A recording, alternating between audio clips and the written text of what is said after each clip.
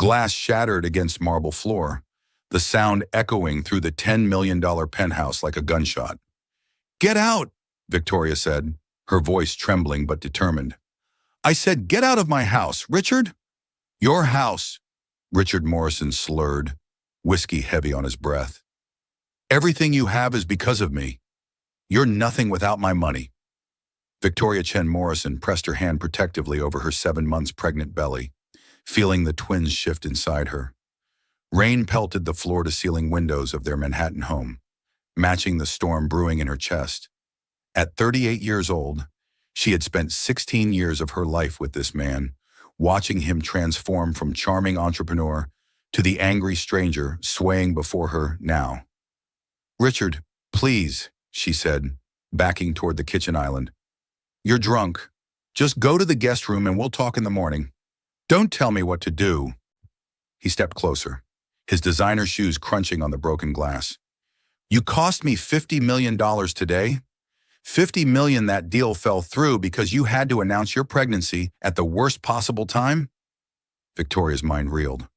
"The deal fell through because you gambled away the investment capital." "Richard, I saw the casino receipts." His face darkened, a familiar sight that still made her stomach clench. "You went through my office." "It's my home too," she said quietly. "Or have you forgotten that my home, my money, my rules?" He was close enough now that she could see the broken blood vessels in his eyes, the way his jaw clenched and unclenched. "And my wife doesn't snoop through my private papers like some common—" "Like what? Richard, say it." Victoria lifted her chin, exhaustion overriding fear. "Like the woman who gave up her career for you, who went through 5 years of IVF treatments while you blamed me for not getting pregnant, who smiled at your business dinners while you introduced me as your exotic Asian trophy." The slap came without warning. The sharp crack of palm against cheek filled the penthouse, followed immediately by Victoria's gasp as she stumbled backward.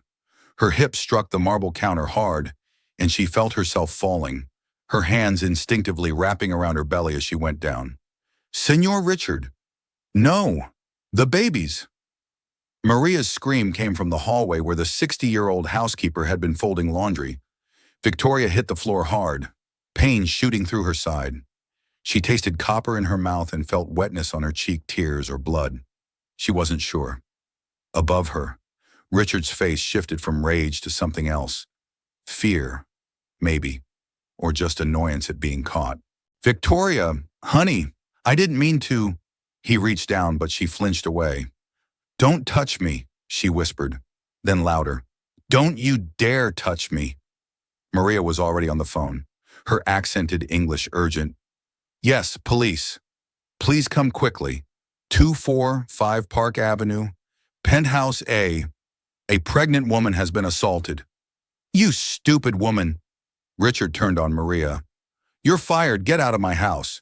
"No," Victoria said from the floor, her voice stronger now.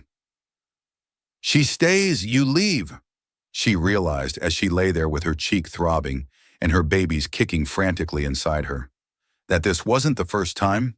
The shoves that seemed accidental, the grabbed wrists that left bruises she covered with designer bracelets, the thrown objects that always barely missed, they had all been leading to this moment.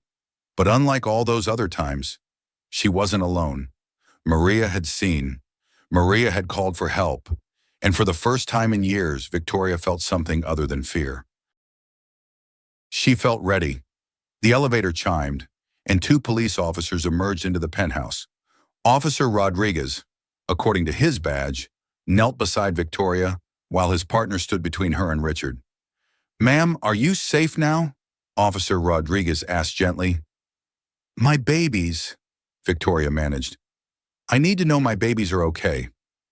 "We'll get you to the hospital right away. Can you tell me what happened?" Richard's voice boomed across the room. "Officers, this is a misunderstanding. My wife is hormonal, you know how pregnant women get. I'm Richard Morrison of Morrison Tech. Perhaps you've heard of me. I donate generously to the NYPD fund every year." "Sir, I'm going to need you to step back," the second officer said firmly. Victoria looked up at Officer Rodriguez. "He hit me. My husband hit me, and I fell." The words felt strange in her mouth, like speaking a foreign language. I want to press charges. You can't be serious, Richard laughed, but it was hollow. Victoria, tell them this is ridiculous. She thought about all the time she'd covered for him, all the excuses she'd made, all the years she'd wasted believing he would change. As the EMTs arrived and began checking her vitals, Victoria made a decision that would change everything. I'm completely serious, she said, her voice carrying across the penthouse. I want to press charges against my millionaire husband for assault, and I want a divorce. 3 days earlier, Victoria had believed her marriage was salvageable. She sat in her psychiatrist's office, hands folded over her growing belly, trying to explain why she'd missed her last 2 appointments. Dr. Patricia Kemp waited patiently, her warm brown eyes encouraging but not pushing. Richard's been under a lot of stress, Victoria said, the words automatic after years of practice. The tech market has been volatile, and he's trying to close this major deal. He needs me to be supportive right now. And what do you need, Victoria? Dr. Kemp asked. The question hung in the air like morning mist. What did she need? Victoria couldn't remember the last time someone had asked her that. She thought back to when it all began, desperate to understand how she'd gotten here. She'd been 22, fresh out of Harvard Business School, ready to conquer Wall Street. The networking event at the Ritz-Carlton had been packed with finance's brightest minds. But Richard Morrison had stood out, not just because of his 6'2" frame or his perfectly tailored Tom Ford suit, but because of the way he looked at her. You're not like the other girls here, he'd said, appearing at her elbow with 2 champagne flutes. You actually understand what derivative trading means? She'd laughed, flattered. That's a pretty low bar for impressive. I'm Richard Morrison, he'd said, as if she should know the name. Morrison Tech. We're about to go public. She did know the name. Everyone in finance knew Morrison Tech was the next big thing. And here was its CEO, 15 years her senior, looking at her like she was the only person in the room. He called me his Asian princess, Victoria told Dr. Kemp, wincing at the memory. Said I was exotic, a perfect mix of brains and beauty. I thought it was romantic then. I was young and stupid. The whirlwind courtship had lasted 6 months. Richard had swept her off her feet with private jet trips to Paris, diamonds from Tiffany's, and promises of a partnership in both love and business. He'd introduced her to his circle powerful men with younger wives who lunched at Bergdorf's and summered in the Hamptons. You're too good for Goldman Sachs, he'd told her after she'd received her job offer. Why work 18-hour days for someone else when you could help me build an empire?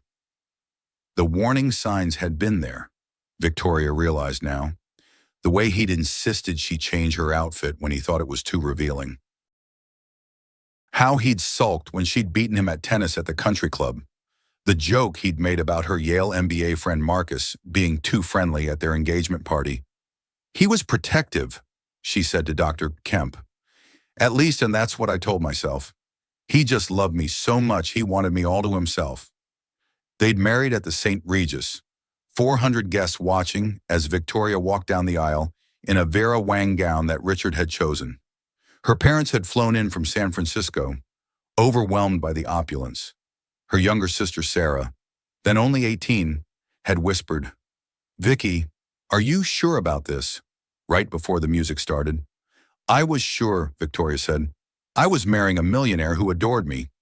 What could go wrong? Everything. As it turned out, the control had tightened slowly, like a silk scarf being pulled incrementally tighter around her throat. First, Richard suggested she leave Goldman Sachs to help with Morrison Tech's IPO. Just temporarily, he'd said. Then, after the successful public offering, he'd convinced her to manage their charitable foundation instead. We need to give back, he'd said, and you're so good with people. Year by year, her world had shrunk. Friends from business school stopped calling after Richard had made scenes at dinners. Her trips home to see her parents became less frequent. Your family makes me uncomfortable, he'd said. They don't understand our lifestyle. When did he first hit you? Dr. Kemp asked gently. Victoria's hand went to her stomach. He didn't. Not really. Not until 3 days ago. Violence doesn't always mean hitting. Victoria. The memories flooded back. The wine glass thrown at the wall next to her head during an argument about her spending. The time he'd grabbed her wrist so hard it left bruises when she tried to leave during a fight. The shove that sent her into the bookshelf when she'd suggested marriage counseling. 5 years ago, she admitted. We'd been trying to get pregnant for 3 years. The fertility treatments were brutal. I was hormonal, exhausted, desperate. When the 4th IVF cycle failed, he said it was my fault. Said I was too stressed, too focused on the wrong things. He grabbed my shoulders and shook me, screaming that I was failing him as a wife. What happened then? I apologized. The words tasted bitter. I actually apologized to him, said I'd try harder, relax more. We did 2 more cycles. Both failed. Victoria remembered the night after the 6th failed attempt. Richard had come home from a business dinner, drunk and angry about some deal. She'd been crying on the bathroom floor, grieving another lost chance at motherhood. Maybe it's for the best, he'd slurred. You'd probably be a terrible mother anyway. Look how emotional you are. That was the night she'd first thought about leaving. But where would she go? She'd been out of finance for over a decade. Her resume had a massive gap. Richard controlled all their finances, doled out her allowance like she was a child. And the shame the shame of admitting her perfect life was a lie. Then, 3 months ago, a miracle happened, Victoria continued. Natural conception. Twins. I thought it would fix everything. Dr. Kemp's expression remained neutral. How did Richard react? He was thrilled. At first, threw a huge party, invited everyone we knew, posted about it on social media. Morrison Tech CEO expecting twins at 55. But then, he started saying things. How the pregnancy was making me fat. How I needed to be careful not to embarrass him at events. How the babies better be boys because Morrison men produce heirs, not daughters. When we found out they were girls, he didn't speak to me for 3 days. Victoria stood, pacing to the window. Park Avenue stretched below. Taxis and town cars ferrying important people to important places. She'd once been one of those people. He's been losing money, she said. I wasn't supposed to know, but Maria tells me things. She's been with us for 5 years, sees everything. Richard's been gambling. Not just poker games with his buddies, but real gambling. Casinos, online betting, cryptocurrency speculation. He lost $30 million last month alone. Maria sounds like a good friend. She's more than that. Victoria's voice caught. She's the only person who sees what my life really is. She holds me when I cry, helps me hide the bruises, tells me I deserve better in her broken English that's more eloquent than any speech I've ever heard. The intercom buzzed. Dr. Kemp, your 4 o'clock is here. Victoria glanced at the clock, startled. The session was over. As always, time in this safe space moved too quickly. Victoria, Dr. Kemp said as she gathered her purse, I want you to think about something. You've spent 16 years managing Richard's emotions, predicting his moods, making yourself smaller to avoid his anger. What would happen if you stopped? I can't, Victoria said automatically. I'm 7 months pregnant with twins. Where would I go? What would I do? Those are practical concerns we can address. I'm asking something different. What would happen if you decided you deserved better? Victoria left the office with those words echoing in her mind. As her driver navigated the Manhattan traffic, she thought about her sister Sarah, now 34 and a successful pediatrician in Boston. Sarah, who still asked at every phone call, Vicky, are you happy? She thought about her parents, getting older in their modest Sunset District home, always deflecting when she offered to buy them something nicer. We don't need your husband's money, her mother would say carefully. She thought about the woman she'd been at 22, brilliant and ambitious and ready to take on the world. That woman wouldn't recognize the person she'd become soft-spoken, carefully made up to hide exhaustion, an expert at reading her husband's moods and adjusting accordingly. As the car pulled up to their building, Victoria made a decision. She would start keeping a journal, document everything, just in case. She had no idea that just in case was only 3 days away. The Morrison Foundation's annual gala at the Plaza Hotel was the social event of the season, and Victoria had learned to play her part perfectly. She stood beside Richard in a custom Carolina Herrera gown that tastefully concealed her baby bump, her smile as precisely applied as her makeup. "Victoria, darling, you're glowing." Bitsy Pembroke air-kissed her cheeks, diamonds glittering at her throat. "Pregnancy suits you so well, although I must say, twins at your age. How brave." "Thank you, Bitsy," Victoria replied smoothly, having learned that explaining she was only 38 would be seen as defensive. "We're very blessed." Richard's hand tightened on her lower back, a warning. He leaned in, all charm.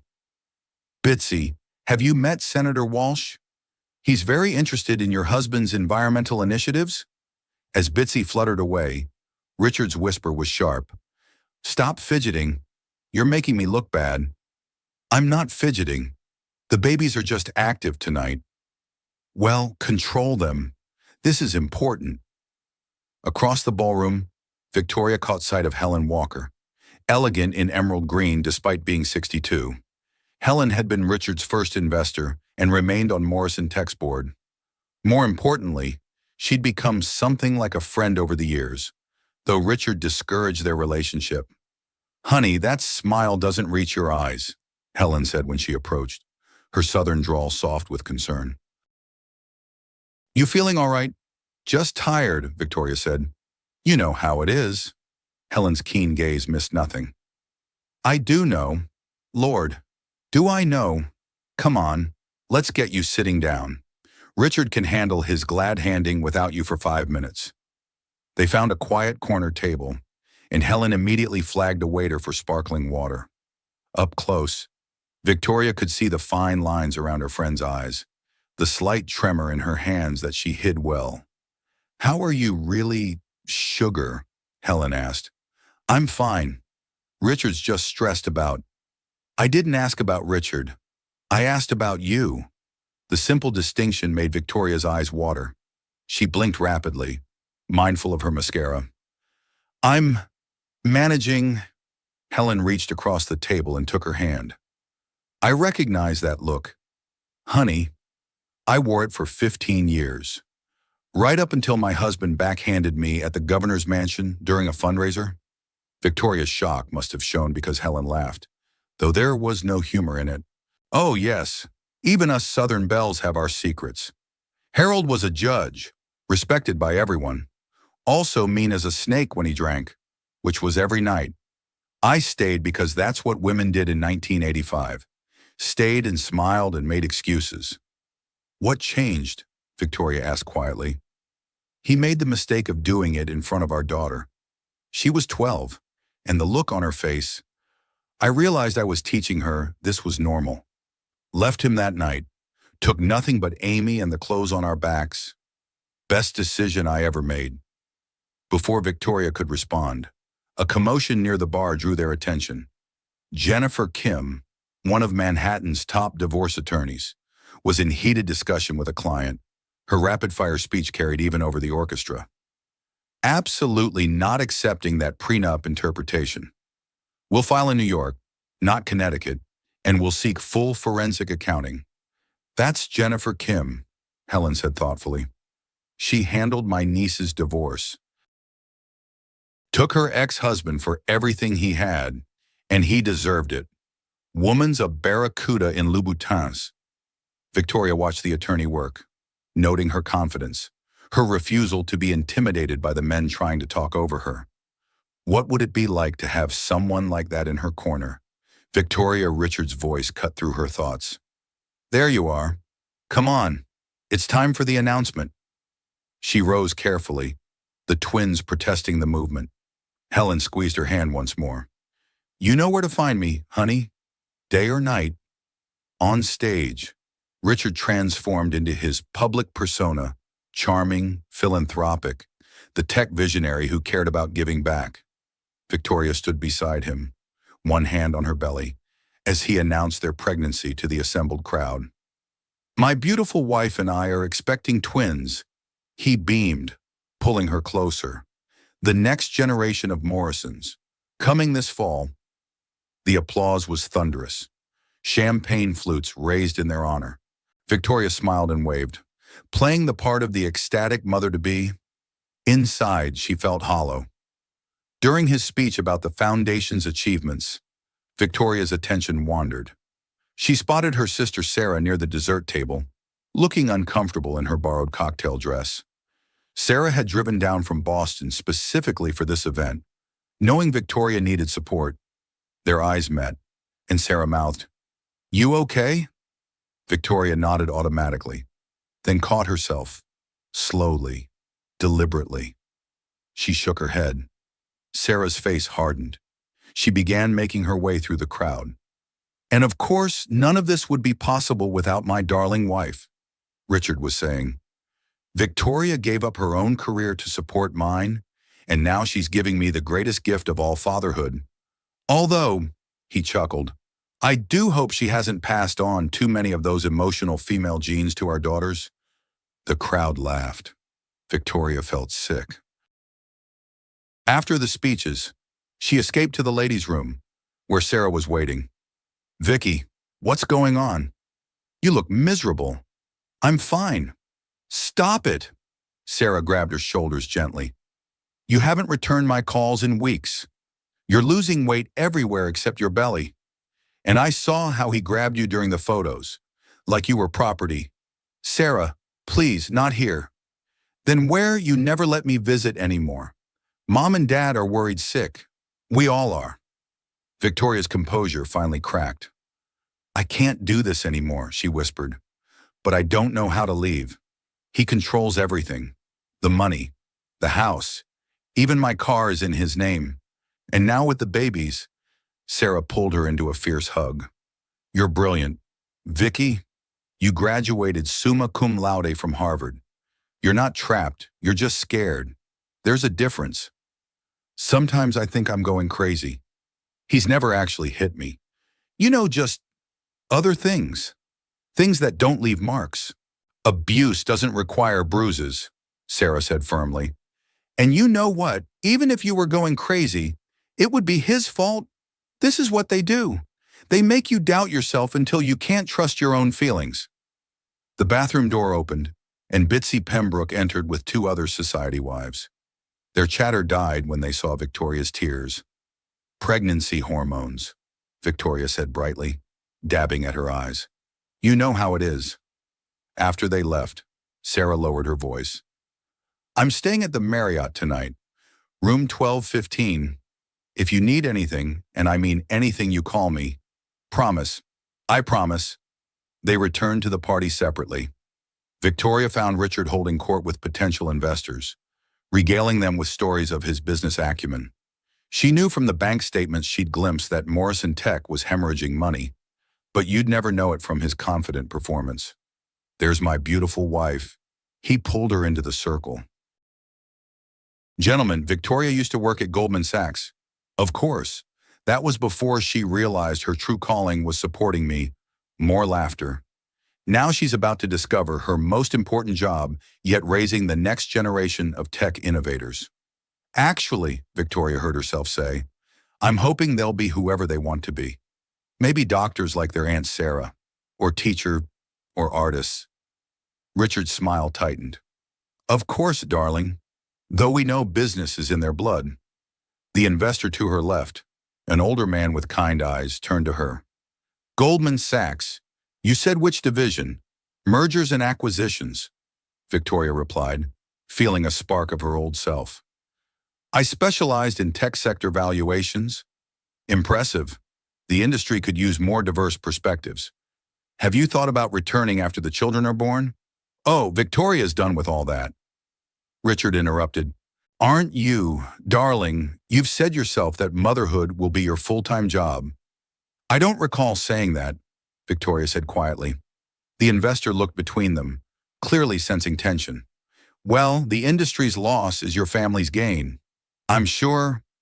Later, as they waited for their car, Richard's mask finally slipped. What the hell was that? He hissed, contradicting me in front of investors. I wasn't contradicting you. I was having a conversation. You were embarrassing me.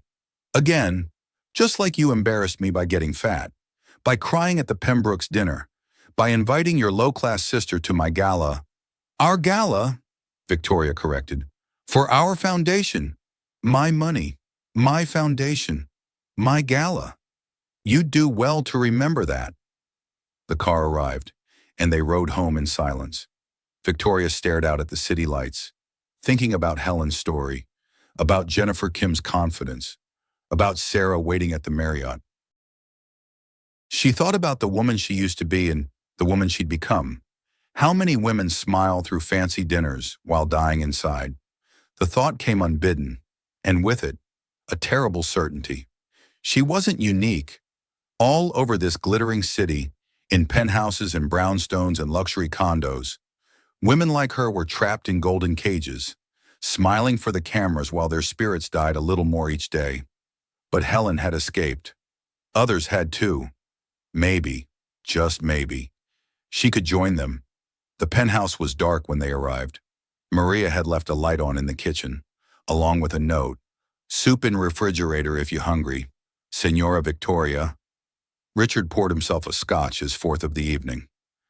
I have calls to make. Don't wait up.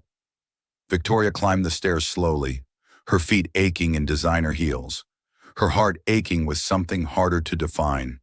In her walk-in closet, behind a row of evening gowns, she found the journal she'd started 3 days ago. She wrote quickly, documenting the evening's events, Richard's words, her own growing certainty that something had to change. As she wrote, the twins kicked and rolled inside her. I know, babies, she whispered. I know, Mommy's going to figure this out. I promise.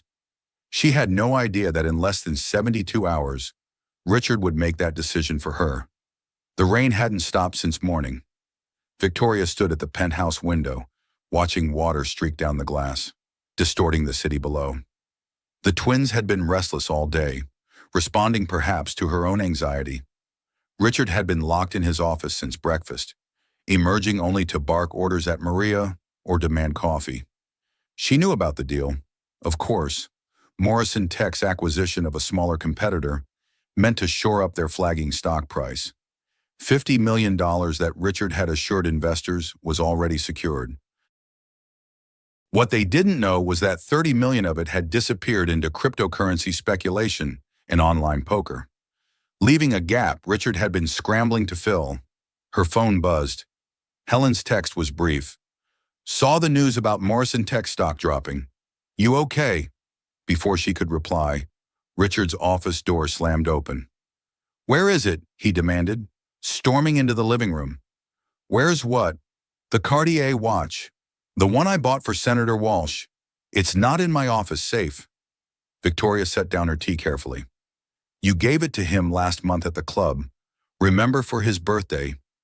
Don't tell me what I remember. Spittle flew from his mouth. You took it. You've been taking things, moving things, trying to make me look crazy. Richard, I haven't touched your safe. I don't even know the combination. He laughed, an ugly sound. Right. Just like you don't know about my private finances. Just like you didn't hire someone to spy on me. The accusation was so absurd, Victoria almost laughed. Spy on you, Richard. I'm 7 months pregnant with twins. I can barely make it to my doctor's appointments. The deal fell through. He said it quietly, but she could see the rage building behind his eyes. $50 million. Gone. Because of you. How is it because of me? You jinxed it. He threw his tumbler against the wall, scotch and crystal shards exploding across white marble. Everything was fine until you got pregnant. The company was thriving. I was winning. And then you had to go and get pregnant with your children. Victoria stood, anger finally overriding fear. After 5 years of you blaming me for not getting pregnant. I never wanted kids, he roared. I wanted a wife who'd shut up and look pretty and not ask questions about where the money went. And where did it go? Richard, to the Bellagio, to your crypto gambling, to that 25-year-old Instagram model whose apartment you're paying for? His face went white, then red. You bitch, you've been going through my things. I didn't have to. You left your laptop open. Your emails were right there. All of it the gambling, the affairs, the debts you've been hiding from the board.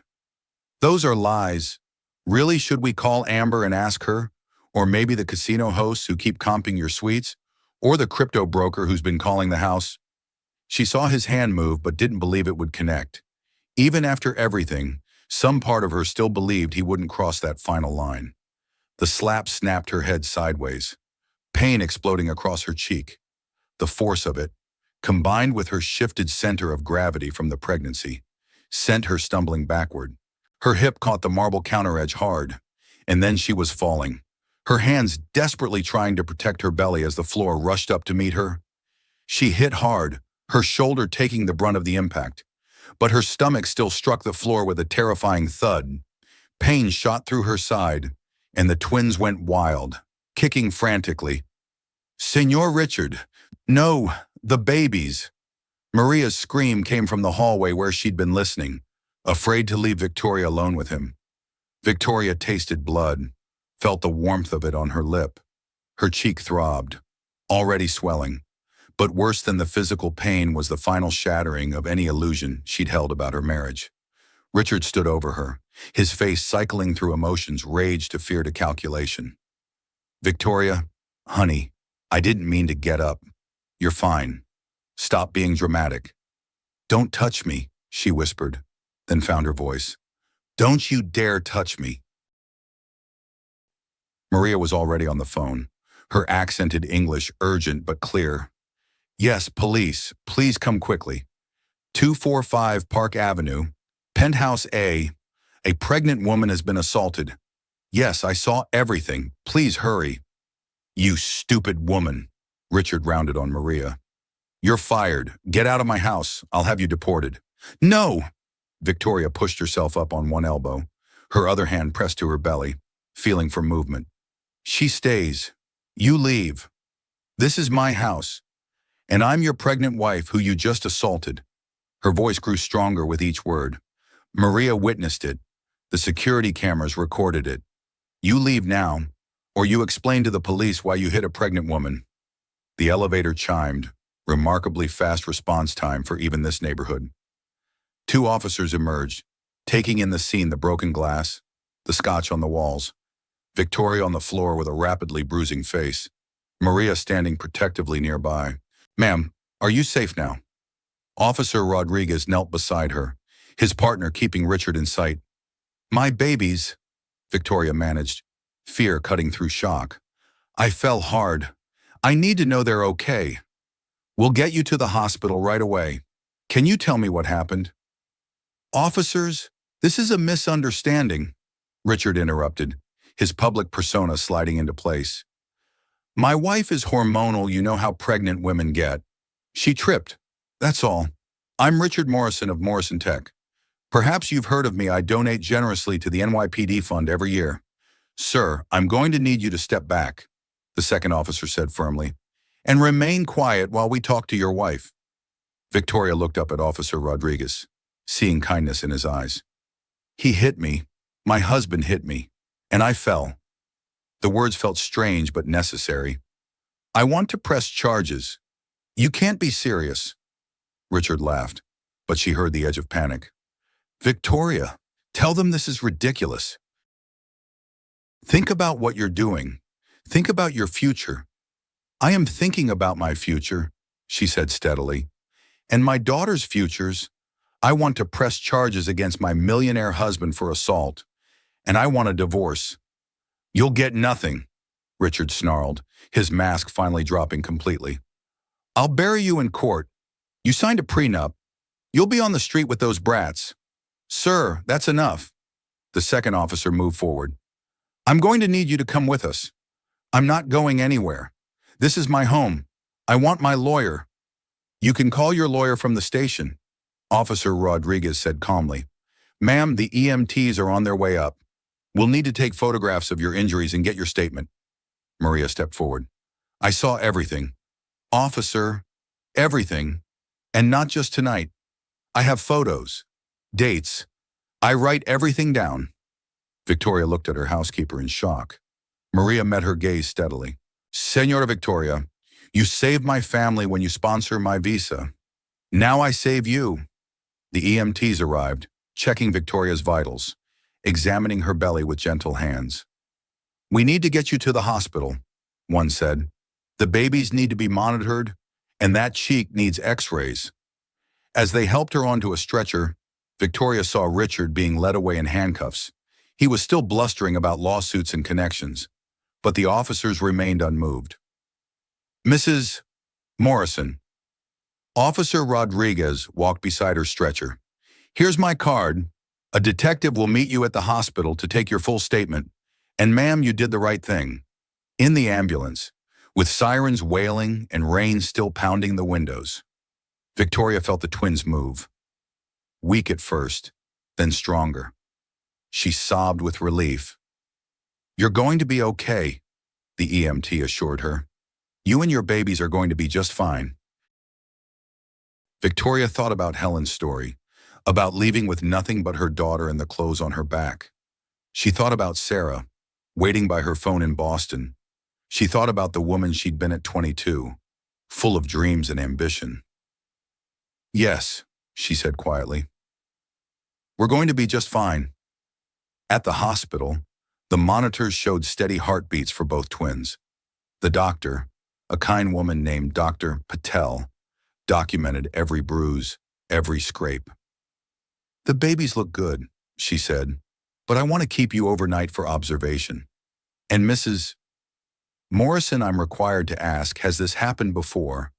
Victoria thought about all the times she'd lied to doctors, dentists, friends, all the excuses she'd made, all the bruises she'd hidden. Yes, she admitted, not like this, but yes. Dr. Patel squeezed her hand. We have resources, people who can help. You don't have to go through this alone. As they wheeled her to her room, Victoria's phone buzzed with messages. Sarah, on my way, caught the 10 p.m. train. Helen, saw the news alert. Don't worry about anything but those babies. And from a number she didn't recognize. Mrs. Morrison, this is Jennifer Kim. Helen Walker gave me your number. I'll be at the hospital first thing in the morning. Don't sign anything or agree to anything until we talk. Victoria closed her eyes, feeling safer in this hospital bed than she had in her $10 million penthouse. Tomorrow would bring lawyers and statements and the beginning of what would surely be an ugly battle. But tonight, she was free. Jennifer Kim arrived at the hospital at 7 a.m. sharp, looking immaculate despite the early hour. Her black suit was perfectly tailored, her documents organized in a leather portfolio that probably cost more than most people's rent.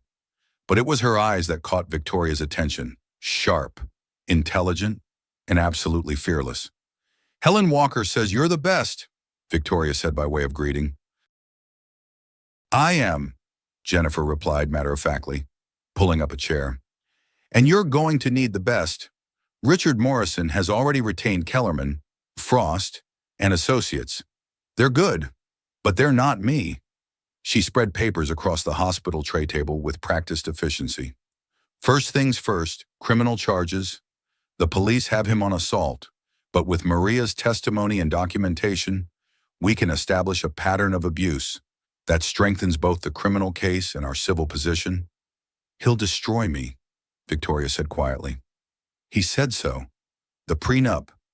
The prenup becomes significantly less enforceable when there's documented abuse. Jennifer interrupted. Especially when you're pregnant. New York courts don't look kindly on millionaire husbands who beat their pregnant wives. Now tell me everything. Start from the beginning. For the next 2 hours, Victoria talked. Jennifer took notes in rapid shorthand, occasionally asking pointed questions. When Victoria mentioned the gambling, Jennifer's eyes lit up. Financial abuse, she said.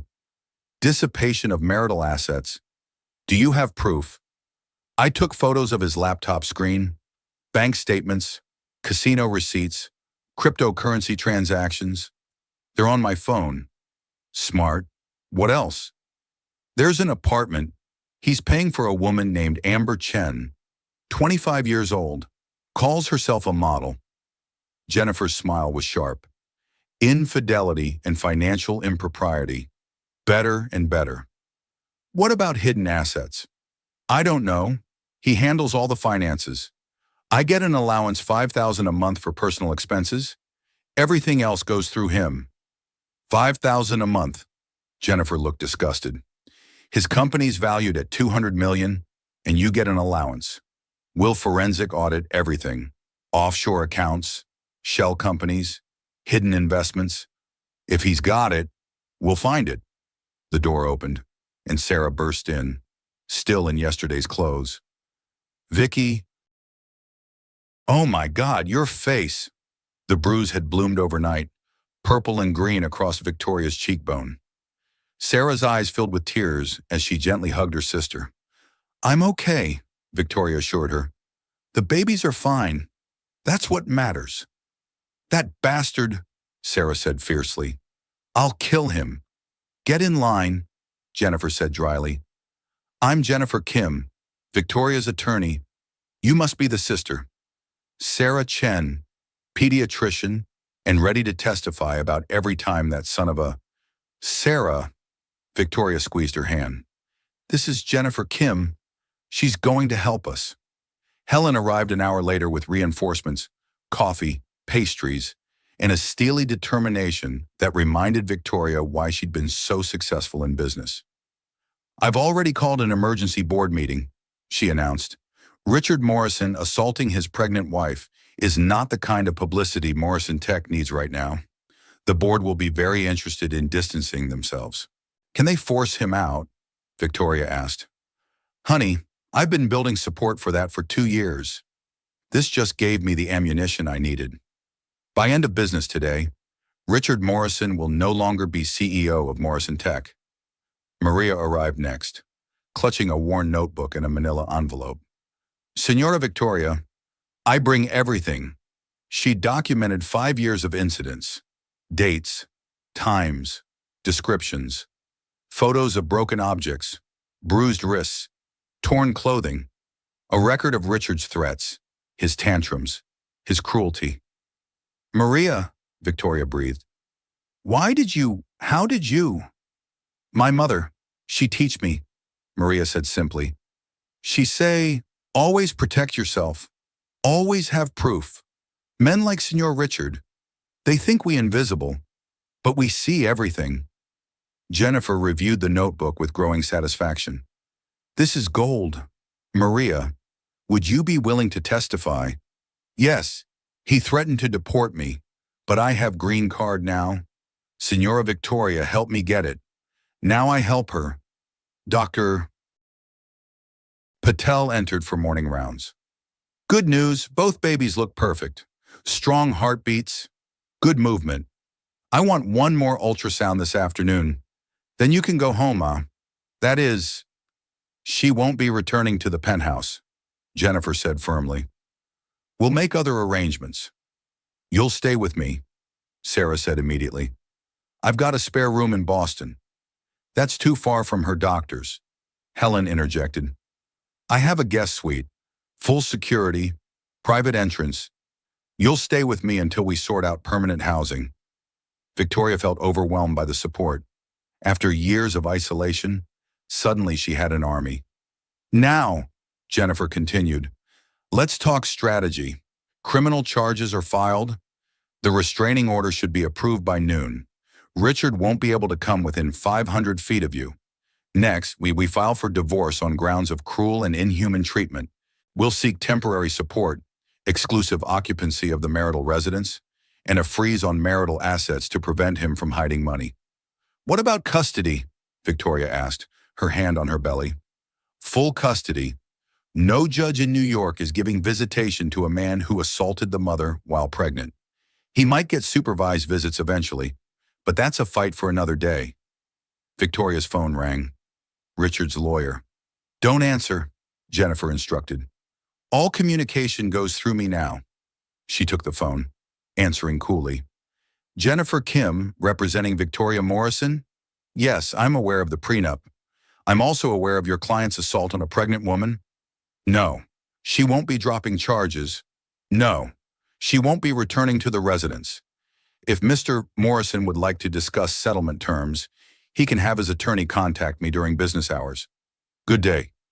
She hung up and immediately blocked the number. They'll try to contact you through other channels. Don't engage. Don't respond to texts, emails, nothing. Everything goes through me. What about the media? Helen asked. This will be news. Tech CEO arrested for domestic violence? They'll be all over it. We control the narrative, Jennifer said. I have a PR firm on retainer. We'll craft a statement emphasizing Victoria's pregnancy, her fear for her children's safety, and her courage in speaking out. We paint Richard as the unstable, gambling addict he is. He'll hate that, Victoria said quietly. Good, Jennifer, Sarah, and Helen said in unison. That afternoon, as Victoria was preparing for discharge, her phone buzzed with a news alert. Morrison Tech CEO Richard Morrison arrested on domestic violence charges. The story was already spreading. By evening, it would be on every financial news site. The man who'd controlled her narrative for 16 years was about to learn what it felt like to have his story told by others. You ready for this? Sarah asked, helping her pack. Victoria thought about the woman she'd been just days ago, trapped and terrified in her golden cage. That woman felt like a stranger now. I'm ready, she said, and meant it. As they left the hospital, Helen's car waiting outside, Victoria looked back once. Somewhere in this city, Richard was probably raging, planning his counterattack, marshaling his resources. Let him. She had resources too now. Better ones. The kind money couldn't buy women who'd survived what she was facing, who knew the way forward. Where to, ladies? Helen's driver asked. Home, Helen said. We're going home. And for the first time in years, Victoria felt like she actually had one. 2 weeks after the arrest, Victoria sat in the waiting room of her obstetrician's office, trying to ignore the whispers. She recognized the two women by the water cooler wives of Richard's business associates, women she'd smiled at during countless charity functions. Did you hear about the Morrison divorce? The blonde one, Cecily something, didn't bother lowering her voice. She's claiming abuse. After 16 years. Please. Gold digger, her companion agreed. She saw the company struggling and decided to cash out. Poor Richard. Victoria kept her eyes on her pregnancy book, but the words blurred. She'd known this would happen. Jennifer had warned her. He'll control the narrative with his circle, she'd said. Let them talk. We'll win where it matters in court. But knowing didn't make it easier. Dr. Patel called her back, took one look at her face, and closed the door firmly. How are you really doing? The babies are moving well, Victoria deflected. No more cramping. That's not what I asked. Victoria's composure cracked. He's telling everyone I'm crazy, that pregnancy hormones made me unstable. He's got a PR firm painting me as a gold digger who trapped him with babies, then fabricated abuse claims. You know that's not true. How do I? Victoria laughed bitterly. Sometimes I wake up and think maybe I did overreact. Maybe it wasn't that bad. Maybe I should have... Stop! Dr. Patel's voice was firm. I documented your injuries. Multiple officers witnessed his behavior. Your housekeeper has 5 years of documentation. This is what abusers do. They make you doubt your own reality. Don't let him... The ultrasound showed 2 healthy girls, growing well despite the stress. Victoria watched them on the screen. These 2 little fighters who'd survived so much already. They're strong, Dr. Patel said. Like their mother. After the appointment, Victoria found 6 missed calls from numbers she didn't recognize. 3 voicemails from Richard's mother. Victoria, dear, this is Catherine Morrison. I'm sure this is all a terrible misunderstanding. Call me back so we can discuss this like civilized people. Think of the family name. The second was less pleasant. You ungrateful little, how dare you embarrass our family like this? Richard gave you everything. The third was a threat. You'll regret this. No one crosses the Morrisons? Victoria deleted them all and called Jennifer. Block her too, Jennifer advised, and document everything. These voicemails are evidence of harassment. She's the baby's grandmother. She's an enabler who raised an abuser. Your children don't need that in their lives. That evening, Helen's guest suite felt like a sanctuary. The security was excellent. Richard had tried to enter the building twice, both times turned away by doormen who had his photo. Sarah visited daily, bringing supplies and fierce loyalty. Boston General wants to know when you can interview, she mentioned over Chinese takeout. The chief of pediatric surgery is an old friend. She'd love to have someone with your background in hospital administration. I haven't worked in 16 years. Sarah, so you ran a multi-million-dollar foundation. You organized galas that raised hundreds of thousands. You managed staff, budgets, donors. That's experience. Richard always said charity work wasn't real work. Richard's an idiot, Sarah said flatly, and probably going to jail. Stop letting his voice live in your head. The next morning brought worse news. The Page 6 headline screamed, Morrison's Secret Love Nest Tech, CEO's Mistress Tells All. Amber Chen had sold her story. The article painted Richard as a generous lover, trapped in a loveless marriage with a cold, calculating wife who'd baby-trapped him. She's 25, Victoria said numbly. He's 55. She's also lying, Jennifer said over the phone. I have receipts showing he paid her rent for 2 years. That's not a generous lover, that's a John. This actually helps us. How does this help? Everyone thinks everyone who matters knows better. The judge won't care about Page 6. But Richard violating his own morals clause in the prenup, that matters? Still, the isolation was crushing. Victoria's phone had stopped ringing. The charity committees she'd served on sent polite emails suggesting she take some time for yourself. Friends who'd claimed to adore her vanished like smoke, except for a few. Patricia Wong, whose husband ran a hedge fund, called that afternoon. Victoria, I just wanted you to know, not everyone believes his lies. Some of us. Some of us have been where you are.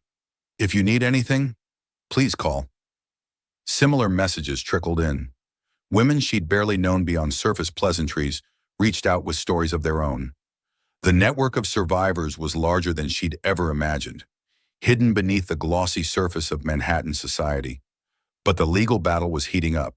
Richard's lawyer filed motion after motion, challenging the restraining order, demanding paternity tests, claiming Victoria was an unfit mother due to mental instability. Let him, Jennifer said during their strategy meeting.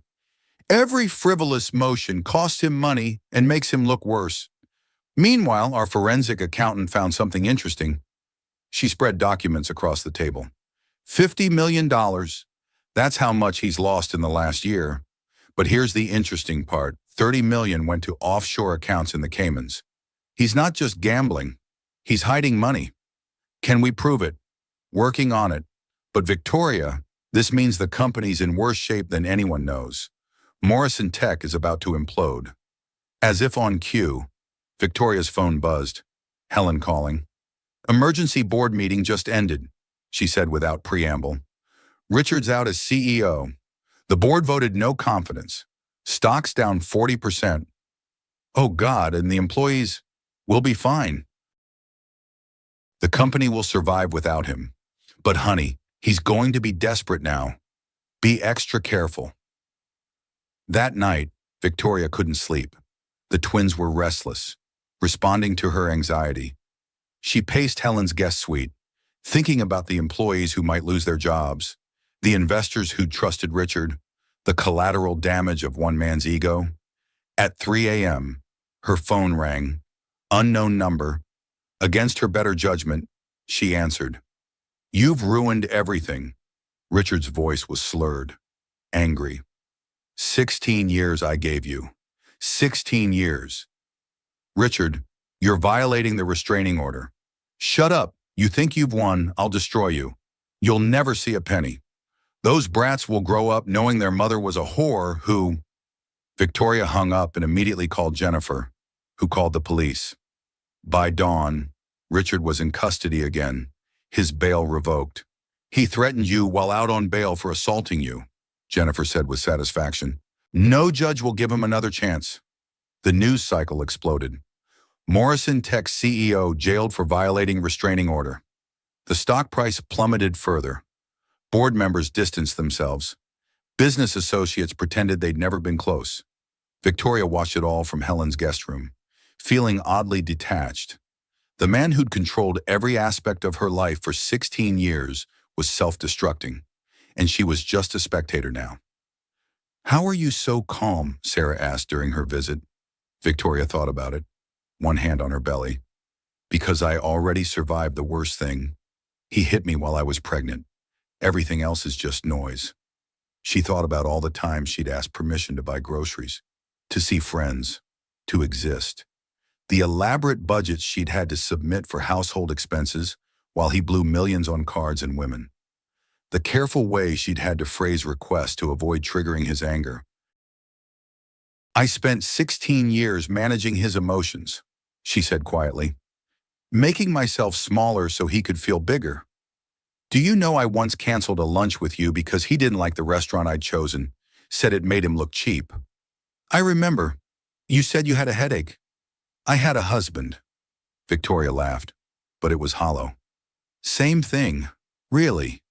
The twins kicked, and she looked down at her belly. You hear that? Girls. Your mom made a joke, terrible one, but still, progress.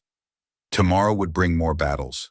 More motions, more mudslinging, more public humiliation.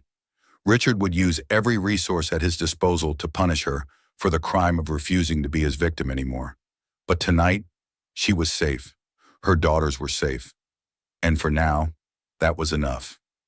Maria Gonzalez sat across from Jennifer Kim in the law office conference room, her worn notebook open between them. 5 years of meticulous documentation spread across the table, like a roadmap of abuse. January 15th, 2020, Maria read in accented but clear English. Senor Richard throw wine glass at wall next to Senora Victoria's head. She duck. Glass break. I save pieces in bag. Take photo. Jennifer leaned forward. You saved the glass. See, is in storage unit. I save everything. Victoria watched her housekeeper, her friend, with amazement. Maria, why didn't you ever tell me? What I say you know believe then. You love him, but I know one day you need proof. My mother, she worked for bad man too. She teach me always document, always save evidence. Someday, it matter. Your mother was a wise woman, Jennifer said. Continue. For 3 hours they went through the notebook. Dates, times, incidents, photos of broken objects, screenshots of threatening texts Maria had seen on Victoria's phone, recordings she'd made on her phone when arguments got loud. Is legal? Maria asked anxiously. The recordings. New York is a one-party consent state, Jennifer explained. You were present for these conversations as a household employee. It's admissible. She played one recording. Richard's voice filled the room, slurred and vicious. You're nothing without me, Victoria. Nothing I made you. I own you. You think anyone else would want a used-up 38-year-old who can't even get pregnant without help? Victoria's quiet response was barely audible. Please, Richard, you're drunk. Let's talk tomorrow. Don't tell me I'm drunk. You're the problem. Always whining. Always needing attention. Maybe if you were a better wife, I wouldn't need to. A crash interrupted the recording, followed by Victoria's gasp. He threw laptop, Maria explained. Almost hit her. I was in hallway. Cleaning. I see everything.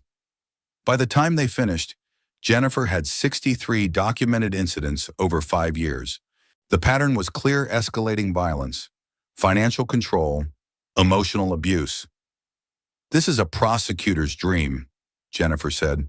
"Maria, you may have just guaranteed Victoria full custody and a significant settlement." That afternoon, another breakthrough came from an unexpected source. Victoria's phone rang with a number she didn't recognize. "Mrs. Morrison, this is Ellen Carpenter. I was Richard's first wife." Victoria's breath caught. "Ellen, I heard about what happened, about the arrest. I wanted you to know you're not alone. And if you need me to testify about Richard's patterns, I will." They met the next day at a quiet cafe in Brooklyn, away from Manhattan's prying eyes. Ellen was 53, elegant in an understated way, with kind eyes that held old pain. "I was 22 when I met him," Ellen began. "He was 35, successful, charming. I was a paralegal at his law firm. The romance was overwhelming: flowers, jewelry, promises of a perfect life." "That sounds familiar," Victoria said quietly. "The control started small, comments about my clothes, my friends. Then he convinced me to quit working. Why be a paralegal when you can be a CEO's wife? By year 3, I needed permission to leave the house." Ellen's story was eerily similar to Victoria's. The financial control, the isolation, the gradual escalation of violence. "The first time he hit me, I was holding our son," Ellen said, her voice steady but her hands trembling. "James was 2. Richard backhanded me for contradicting him at a dinner party, and I almost dropped our baby." "You have a son." Victoria hadn't known Richard had other children. "James is 20 now. Richard hasn't seen him since the divorce. Signed away parental rights for a reduction in child support." Ellen's smile was bitter. "Best thing that ever happened to my son. Why didn't anyone warn me?" Ellen looked down. "The NDA, the divorce agreement, included a non-disclosure clause. If I spoke about the abuse, I'd lose everything: the settlement, the house, James's college fund. But when I saw the news, saw you were pregnant, I couldn't stay silent anymore." "The NDA won't hold up against criminal testimony," Jennifer assured her when they called from the cafe. "You can testify without losing your settlement." Ellen agreed to provide a sworn affidavit about Richard's pattern of abuse. Her documentation, while not as extensive as Maria's, showed the same escalation over time. Meanwhile, the forensic accountant Jennifer had hired was uncovering financial bombshells. "He's been bleeding money for 3 years. Robert Chen, no relation to Victoria, explained during their meeting. "Not just the gambling, though that's extensive. He's been taking loans against the company, hiding them through shell corporations. Morrison Tech is essentially bankrupt. But the house, the cars, the lifestyle, all leveraged. The penthouse has 3 mortgages. The cars are leased. The art collection he brags about fake.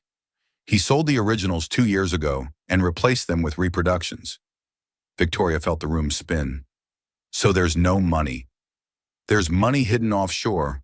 We've traced at least 30 million to accounts in the Caymans and Switzerland, but accessing it will take time."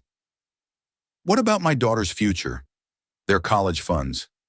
"Non-existent. He's been living on credit and reputation for years." The revelation should have devastated her. Instead, Victoria felt oddly liberated. The golden cage had been an illusion all along. That evening, Helen found her in the guest suite, organizing baby clothes Sarah had brought. "Heard about the financials," Helen said gently. "How are you holding up?" "You know what's strange? I feel relieved. All these years, I felt guilty about the money he spent on me. The designer clothes, the jewelry. I thought I owed him for that. But it was all fake, just like our marriage. The clothes and jewelry might have been bought on credit, but the abuse was real," Helen reminded her. "Don't let this minimize what you've been through." I spent 16 years being grateful for a lifestyle built on lies. I gave up my career, my independence, my self-worth for a man who was playing with monopoly money." The irony wasn't lost on her. Richard Morrison, the Millionaire tech CEO, was broke, but his abuse had been very real. Even if his wealth wasn't, the next morning brought another surprise. Jennifer called, excitement clear in her voice. Security footage, she said. The building's management company kept archives going back 5 years. They have external hallway cameras that captured several incidents, including Richard shoving you into your apartment after the Harrison Charity Gala in 2022. I remember that night. I'd talked to a male donor for too long. Richard was furious. Well, now we have video. Between this, Maria's documentation, Ellen's testimony, and the recorded threats, Richard doesn't stand a chance. As if to prove her point, Richard's lawyer called that afternoon, requesting a meeting. They want to settle, Jennifer reported after the call. They know we have them cornered. What are they offering? Not enough. But the fact they're offering anything means they're scared. We hold all the cards now. That night, Victoria felt the twins having hiccups, a rhythmic bumping that made her smile. She was 34 weeks pregnant now, her belly huge, her ankles swollen. But for the first time in years, she felt strong. Your daddy's in trouble, girls, she whispered to her bump. But you know what, we're going to be just fine without him. Better, even. You'll grow up seeing your mama stand up for herself. You'll never think it's normal for someone who claims to love you to hurt you. Her phone buzzed. A text from an unknown number that somehow got through her blocks. You think you've won, this isn't over? R. Victoria screenshotted it and forwarded it to Jennifer. More evidence, more proof of harassment, more nails in the coffin of Richard's defense. She thought about calling him pathetic, about feeling sorry for the man who'd lost everything through his own actions. But she didn't. He'd made his choices. Now he was living with the consequences. And she was finally free to make choices of her own. At 35 weeks pregnant, Victoria sat in Jennifer's office for what should have been a routine deposition. The court reporter was ready. Richard's lawyer, Albert Kellerman, adjusting his tie with practiced arrogance. State your name for the record, he began. Victoria Chen Morrison. She kept her voice steady despite the Braxton Hicks contractions she'd been having all morning. Mrs. Morrison, isn't it true that you trapped my client with this pregnancy? Jennifer objected immediately. Inflammatory and irrelevant? Goes to motive, Your Honor, Kellerman argued to the presiding referee. I'll allow it, but tread carefully, the referee warned. Victoria straightened. I underwent 5 years of fertility treatments to trap a man I was already married to. That's your theory. You knew the marriage was failing. You knew my client was considering divorce. A sharp pain cut through Victoria's abdomen, different from the practiced contractions. She gripped the table edge, trying to breathe through it. Are you all right? Jennifer asked quietly. Another contraction hit, stronger. Wetness flooded between her legs. Oh God, my water just broke. The room erupted in chaos. Jennifer was already calling 911 while Kellerman sputtered about postponement. Victoria focused on breathing, her hands cradling her belly. Too early, she whispered. They're too early. 35 weeks is viable, Jennifer assured her, helping her stand. The twins will be fine. The ambulance ride was a blur of contractions and fear. Jennifer stayed with her, holding her hand, making calls. Sarah's on her way, Helen too, and security knows not to let Richard anywhere near the maternity ward. At the hospital, Dr. Patel met them at emergency. Let's see what these girls are up to, she said calmly, though Victoria saw the concern in her eyes. The examination confirmed it active labor, dilated to 6 centimeters already. These twins are coming today, Dr. Patel announced. Let's get you to delivery. In the birthing suite, Victoria gripped the bed rails through another contraction. I can't do this alone. You're not alone, Sarah said, bursting through the door still in her scrubs from surgery. I broke every speed limit getting here. Helen arrived minutes later. Security's all set. Richard tried to bluff his way in claiming father's rights. They escorted him out. Between contractions, Victoria almost laughed. Of course he had. Even now, he couldn't respect a boundary. Push, Dr. Patel instructed 2 hours later. Your first daughter is ready to meet you? Sophie emerged at 4 pounds, 2 ounces, screaming with healthy lungs. Emma followed 12 minutes later, smaller at 3 pounds, 10 ounces, but equally vocal. They're perfect, Victoria sobbed, a daughter in each arm. They're absolutely perfect. They'll need NICU time, Dr. Patel explained, but their vitals are strong. You did beautifully. As they wheeled the twins to NICU, Victoria's phone buzzed. Jennifer, who'd been coordinating security from the waiting room, texted Richard's lawyer just served papers. He's demanding immediate paternity tests. The audacity should have enraged her. Instead, Victoria felt only pity. While she was bringing life into the world, he was still focused on destruction. Let him, she told Jennifer when she visited. Test away. They're his daughters. Not that he deserves them. The NICU was quiet, machines beeping softly. Victoria sat between the 2 isolettes, watching her daughters sleep. Sophie had a shock of dark hair like her father, while Emma was nearly bald. Both had Victoria's delicate features. Hi, girls, she whispered. I'm your mama. I know we're meeting earlier than planned, but you're fighters, just like me. A commotion in the hallway caught her attention. Security was arguing with someone. I have a right to see them. Richard's voice carried through the door. They're my children. Sir, there's a restraining order. I don't care, those are my heirs. Victoria pressed the call button. Please, she told the nurse who responded. Don't let him near my babies. Hospital security and 2 police officers removed Richard from the premises. His lawyer filed an emergency motion demanding access, which was denied within hours. He showed up drunk, Jennifer reported. Security cameras caught him stumbling, slurring. The judge was not impressed. Over the next week, Victoria split her time between the NICU and Helen's guest suite. The twins grew stronger daily. Sophie was the first to breathe without oxygen support.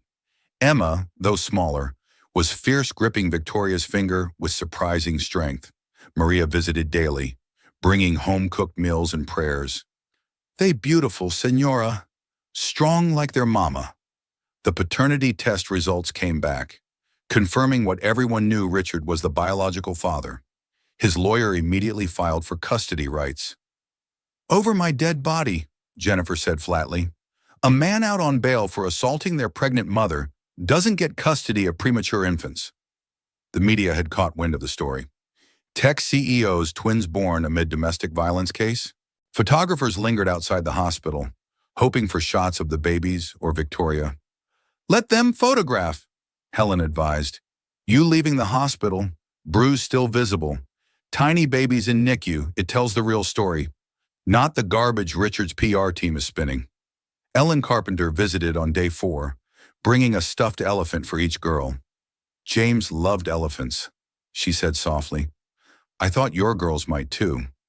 Did he want to be involved with James? For about 5 minutes. Then he realized babies cry and need attention that wasn't focused on him. The novelty wore off fast. That evening, Child Protective Services arrived. Victoria's heart stopped. We received a report, the social worker explained. An allegation that you're an unfit mother due to mental instability. Let me guess, Jennifer said, arriving within minutes of Victoria's panicked call. Richard Morrison filed it. I can't disclose. You don't have to. My client was assaulted by her husband while pregnant. She's cooperating fully with prosecution. Her daughters are thriving despite premature birth. What exactly suggests unfitness? The social worker observed Victoria with the twins, watched her careful attention to their feeding schedules, their medications. She interviewed the NICU nurses, who unanimously praised Victoria's devotion. I see no concerns here, she concluded. If anything, these babies are lucky to have such an attentive mother. Another victory, But Victoria was exhausted. The stress, the lack of sleep, the constant vigilance, it was taking its toll. "You need to rest," Sarah insisted. "The girls need you healthy." But rest was impossible when Richard kept escalating. His company's stock price had cratered. The board had not only removed him as CEO, but was pursuing legal action for financial misconduct. His assets were frozen pending investigation.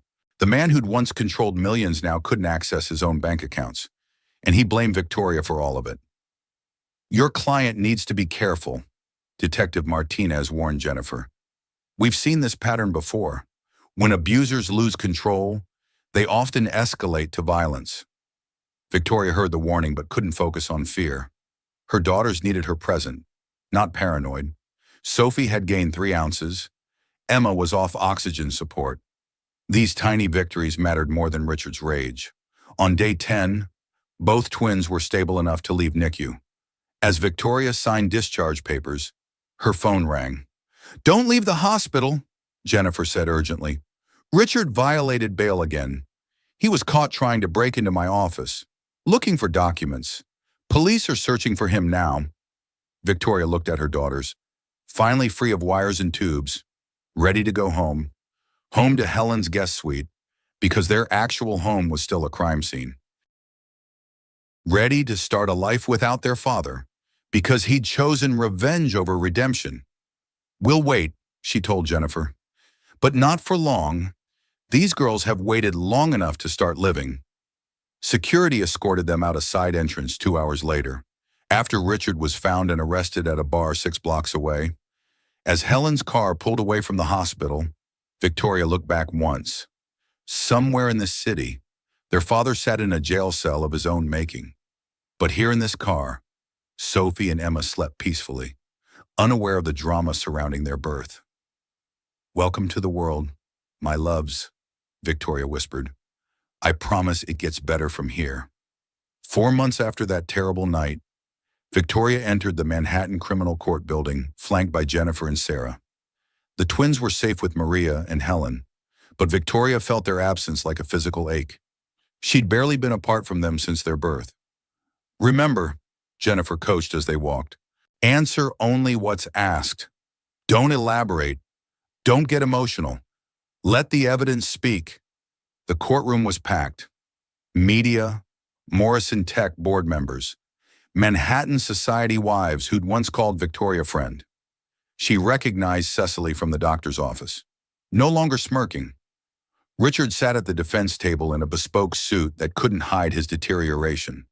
The months in jail had aged him. His hair, once perfectly styled, was thinning. His designer stubble had become an unkempt beard, but his eyes still held that familiar rage when they met hers. All rise for the Honorable Judge Patricia Winters. Judge Winters was known for being tough but fair. Victoria had researched her extensively, a former prosecutor who'd specialized in domestic violence cases. "The People versus Richard Morrison," the clerk announced. "Charges include assault in the 2nd degree, criminal contempt for violating an order of protection, and harassment in the 1st degree." The prosecutor, Ada Michael Chang, laid out the case methodically. "Your Honor, we will show that on the night of March 15th, the defendant, Richard Morrison, struck his 7 months pregnant wife, causing her to fall. This was not an isolated incident, but the culmination of years of escalating abuse." Richard's lawyer, Albert Kellerman, stood. "Your Honor, my client is a respected businessman who made one mistake during a stressful time. This is a case of a bitter divorce being criminalized by a vindictive spouse seeking financial gain." "Save it for your opening statement, Counselor," Judge Winters said dryly. Victoria was the first witness called. She walked to the stand on steady legs, raising her right hand to swear the oath. The truth, the whole truth, and nothing but the truth. After 16 years of lies, it felt like freedom. "Mrs. Morrison," Ada Chang began, "can you tell us what happened on March 15th? Victoria spoke clearly, describing the argument, the slap, the fall. She kept her voice neutral, letting the facts speak. "How did you feel when the defendant struck you?" "Terrified, not just for myself, but for my babies. I was 7 months pregnant with twins. Had the defendant ever struck you before? Not with his hand, but he'd thrown things, shoved me, grabbed me hard enough to leave bruises. Kellerman's cross-examination was brutal. Mrs. Morrison, isn't it true you're seeking $50 million in your divorce? I'm seeking a fair settlement after 16 years of marriage. But $50 million would certainly solve your financial problems. Wouldn't it? Jennifer had prepared her for this. Mr. Kellerman, I had a Harvard MBA and a promising career when I met your client. I gave that up at his insistence. Any financial problems I have are because I trusted my husband to be fair. You claim he was controlling, yet you lived in a $10 million penthouse, wore designer clothes, attended charity galas. Does that sound like control to you? It sounds like a golden cage, Victoria replied. Every purchase required his approval. Every social event was one he chose. I needed permission to have lunch with my own sister. Or perhaps you're simply rewriting history to support your narrative. Objection, Ada Chang called. Argumentative. Sustained. Move on. Counselor, Maria testified next, her worn notebook in hand. She detailed incident after incident, her accented English growing stronger with each word. He threw glass at her when she's 6 months pregnant, Maria said firmly. I see everything. I cleaned the blood when she cut her feet on the pieces. You work for Mrs. Morrison, correct? Kellerman pressed. She's your employer. She my friend, Maria corrected. She sponsor my green card, help my family. But I no lie for nobody. I tell truth. Maria played the recordings she'd made. Richard's voice filled the courtroom, ugly and threatening. Several jury members visibly recoiled. Ellen Carpenter took the stand next, elegant and composed. I was married to Richard Morrison for 7 years, she stated. The pattern was identical. Charm, then control, then violence. Your Honor, Kellerman objected, previous allegations are not relevant. They go to pattern of behavior. Judge Winters ruled, I'll allow it. Ellen described her marriage with clinical detachment, the financial control, the isolation, the escalating violence.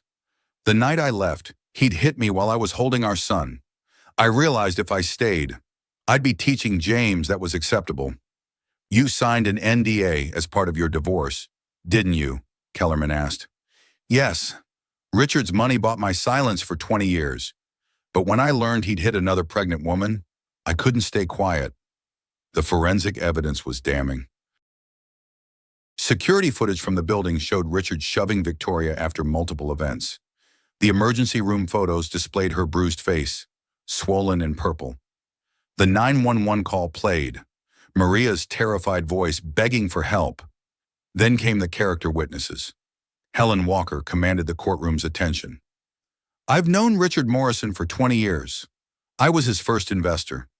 I've also watched him systematically destroy 2 wives. Victoria Chen was a brilliant, vibrant woman when they met. He dimmed that light year by year. You're biased, Kellerman suggested. Victoria's living in your home. You're damn right I'm biased, Helen shot back.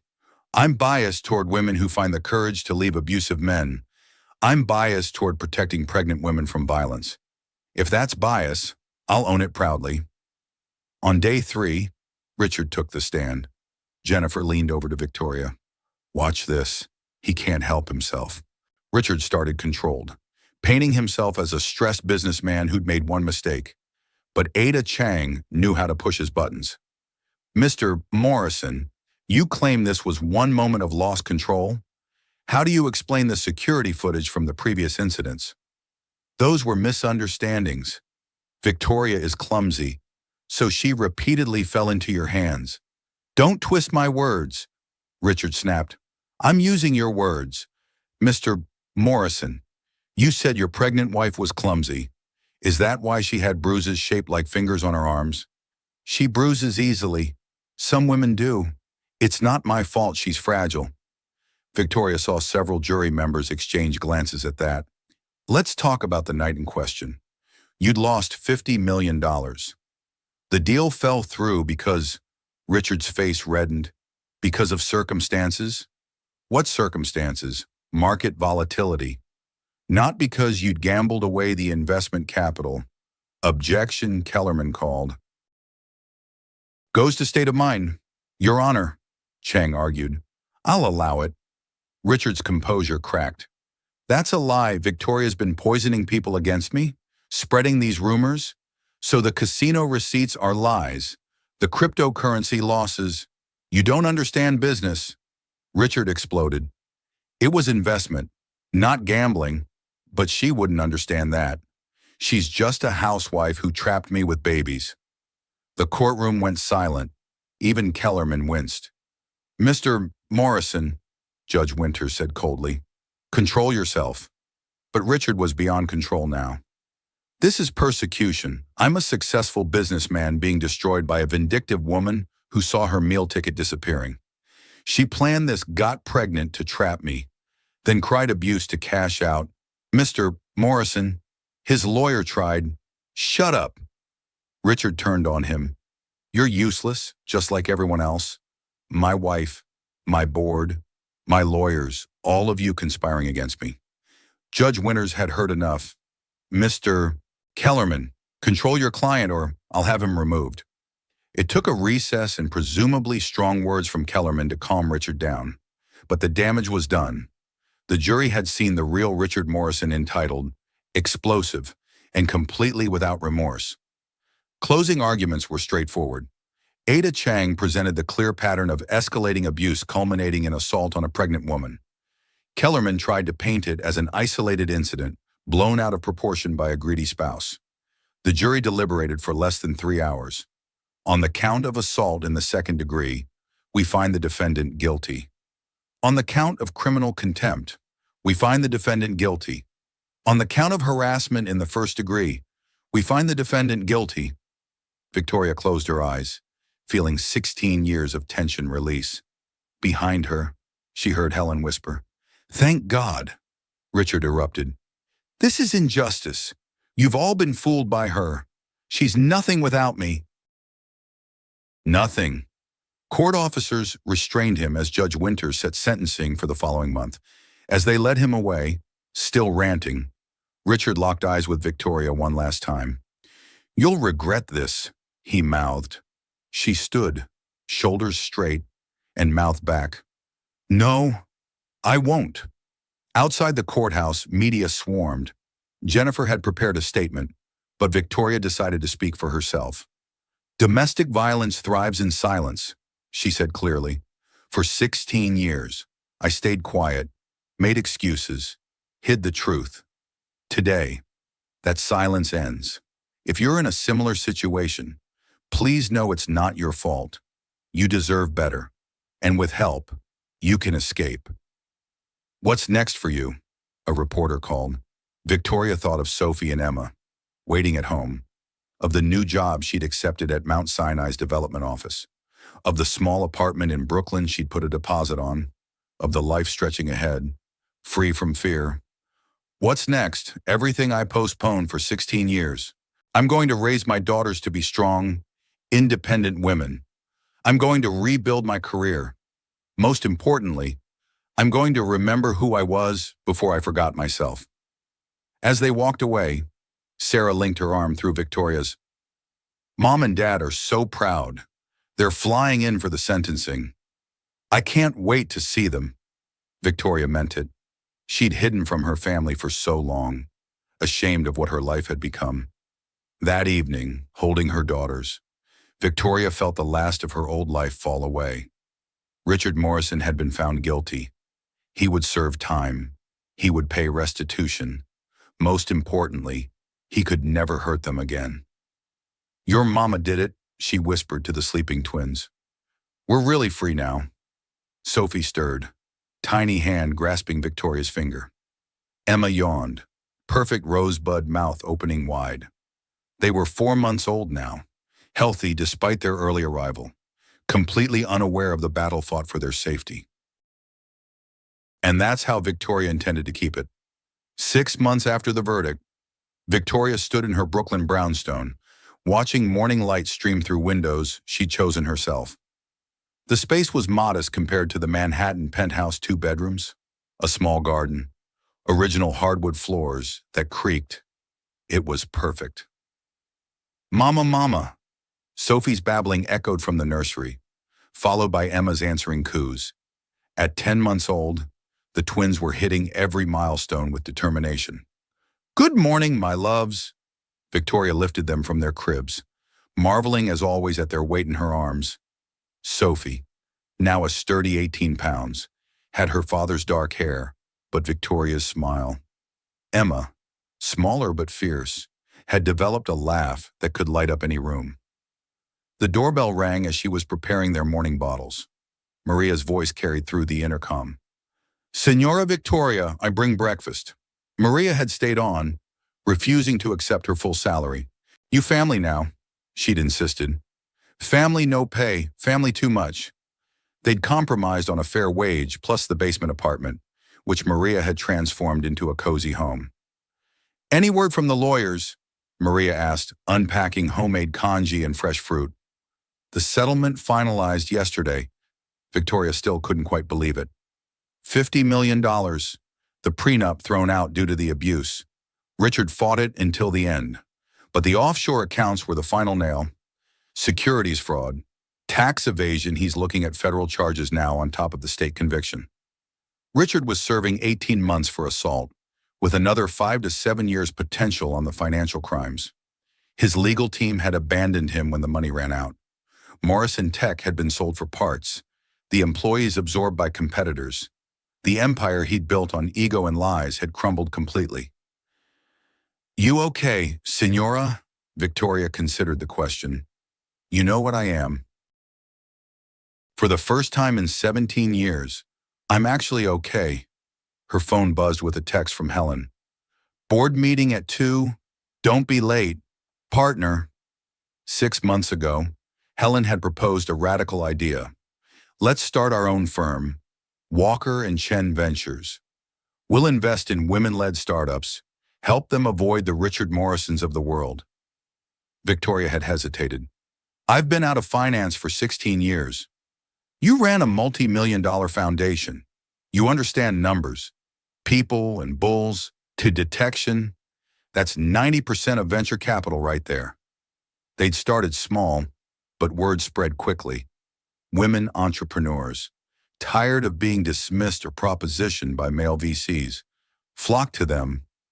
Their first investment, a biotech startup founded by a single mother, had just closed a Series B round at triple their initial valuation. Aunt Sarah's here, Victoria called as her sister's car pulled up outside. Sarah bounded in, still in her hospital scrubs. Sorry I'm late. Surgery ran over. How are my favorite nieces? The twins reached for her eagerly, Sophie babbling sa-sa, while Emma blew raspberries. They're perfect, growing too fast. Emma's about to walk any day now. Competitive little thing. Isn't she can't let big sister do anything first? They settled in the living room, twins playing on a mat Helen had gifted organic cotton, naturally. How was the session yesterday? Sarah asked carefully. Victoria had been seeing Dr. Kemp twice weekly since the trial. Unpacking 16 years of gaslighting and control took time. Good, hard. We talked about forgiveness. Please tell me she's not suggesting you forgive Richard. No, forgiveness for myself, for staying so long, for not seeing the signs, for exposing the girls to him even in utero. Sarah's face softened. Vicky, you were surviving. You got out when you could. That's heroic, not shameful. I'm starting to believe that. Some days more than others. The Brownstones' doorbell rang again. Jennifer Kim entered with her usual brisk energy, though she'd become more friend than lawyer these days. Lady Victoria, I have news. Richard's lawyer contacted me. Victoria tensed. What does he want now? To sign away parental rights. Completely. No visitation, no contact, nothing. In exchange, he wants the child support reduced. The room went quiet except for the twins babbling. Victoria had known this was coming. Richard had shown zero interest in the girls beyond using them as pawns. Still, the finality of it hit hard. "Do it," she said firmly. "They deserve better than a father who sees them as bargaining chips. I'll draw up the papers." "Vicky, are you sure?" Victoria looked at her daughters. Sophie was trying to stack blocks while Emma attempted to steal them. Normal baby chaos. They'd never known their father's voice, his presence, his anger. They never would. "I've never been more sure of anything." That afternoon's board meeting was held at the new office, a converted Brooklyn warehouse with exposed brick in abundant light. Their team had grown to 12, all women who'd been overlooked or underestimated elsewhere. "Walker and Chen Ventures is officially profitable," Helen announced to Cheers. 6 months in, and we're already getting calls from institutional investors. They reviewed their portfolio, 7 companies so far, all woman-led, all thriving. The biotech startup, a sustainable fashion brand, an AI company focused on eliminating bias in hiring. "We're doing more than making money," Helen said, raising her green tea in a toast. "We're changing the game, proving women can build empires without stepping on others to get there." "To building differently," Victoria toasted back. After the meeting, she walked to Brooklyn Bridge Park, pushing the twins in their stroller. The Manhattan skyline glittered across the water, but she no longer felt its pull. That life, the charity galas, the society wives, the golden cage belonged to someone else. Victoria. She turned to find Patricia Wong approaching with her own toddler. "Patricia, how are you? Free?" Patricia laughed. "Finally divorced. Finally happy. I wanted to thank you." "For what?" "For speaking up. For being brave. After your trial, I found the courage to leave my own situation. You saved more lives than just your own." They talked while their children played. 2 women who'd escaped similar prisons. Patricia was rebuilding too, working as a financial analyst, dating a kind pediatric nurse who'd never raised his voice in his life. "It gets easier," Patricia assured her. "The fear, the looking over your shoulder. One day you realize you've gone a whole week without thinking about them." Victoria hoped that was true. Richard still haunted her dreams sometimes, his voice telling her she was nothing without him. But the dreams came less frequently, replaced by plans for the future. That evening was the monthly support group she'd started. 15 women gathered in her living room, sharing stories and strength. The investment banker whose husband had hidden assets in cryptocurrency. The surgeon whose wife had sabotaged her career out of jealousy. The teacher whose partner had convinced her she was too stupid to leave. "The hardest part was believing I deserved better," one woman shared. "He told me for so long that I was lucky he put up with me." Victoria nodded, remembering that feeling. "They're master manipulators. They choose strong women, then spend years breaking us down. But look around this room. We're all here. We all got out. That's not luck, that's strength." After the group left, Victoria sat in her daughter's nursery, watching them sleep.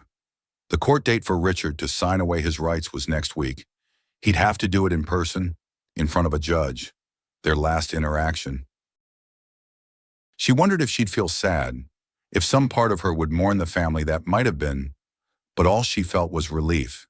Richard had chosen his path rage over redemption, control over love. She'd chosen differently. Her phone lit up with messages. Sarah sending funny videos. Helen forwarding a promising business plan. Jennifer confirming lunch plans. Maria texting from downstairs about tomorrow's schedule. Her parents video calling from San Francisco, eager to see their granddaughters. This was her family now. Chosen, cherished, real. "You are loved," she whispered to her sleeping daughters. The same words she said every night. "You are safe. You are enough." A year ago, she'd been trapped in a penthouse prison, flinching at footsteps, measuring her words. Now she owned her own home, ran her own business, raised her own children without fear. She understood now that real wealth wasn't money, though financial independence certainly helped. Real wealth was freedom. The freedom to speak without calculating reactions, to make choices without seeking permission, to exist without apology. Richard had millions once, but he'd been the poorest man she'd known, bankrupt in all the ways that mattered. Victoria had lost a fortune in designer clothes and jewelry. She'd gained herself. Outside, Brooklyn settled into evening, families walking dogs, couples holding hands, children playing until the streetlights came on, ordinary life happening all around her. She'd spent so long thinking happiness required extraordinary things, wealth, status, perfection, but happiness, she'd learned, was in the ordinary. Bedtime stories and morning coffee, work that mattered and people who cared, the absence of fear and the presence of hope. Tomorrow would bring new challenges. The business was growing faster than expected. The twins were developing distinct personalities that would need different approaches. Her own healing was ongoing, with setbacks and breakthroughs in equal measure. But tonight, in her modest brownstone with her sleeping daughters and chosen family, Victoria Chen was exactly where she belonged.